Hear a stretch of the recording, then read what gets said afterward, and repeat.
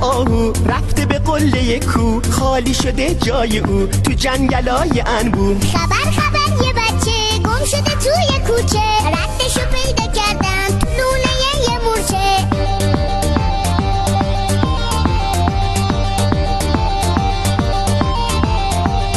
خبر یه گردو دوست شده با یه بادوم، شبا براش میخونه لالای آروم آروم. خبر یه پولک پیدا شده تو دریا، صاحب اون هر کی است بیاد پیش ماهیا.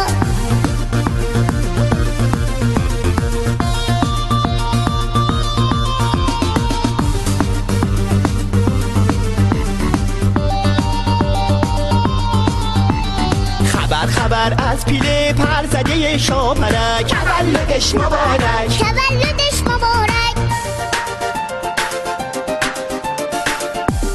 بالا رفتیم ماس بود این خبرها راست بود، پایین اومدیم دو بود کی گفت که دروغ بود دروغ بود دروغ بود دروغ بود.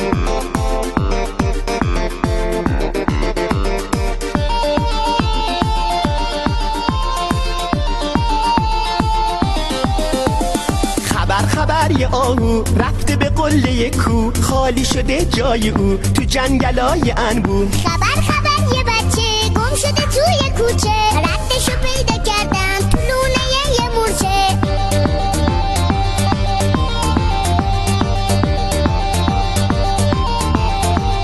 خبر یه گردو دوست شده با یه بادوم، شبا براش میخونه لالای آروم آروم. خبر یه پولک پیدا شده تو دریا، صاحب اون هر کی است بیاد پیش ماهیا.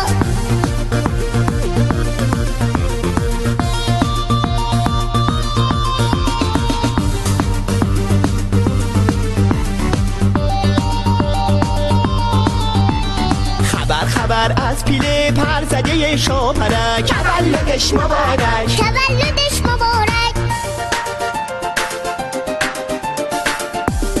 بالا رفتیم ماس بود این خبرها راست بود، پایین اومدیم دو بود کی گفت که دروغ بود.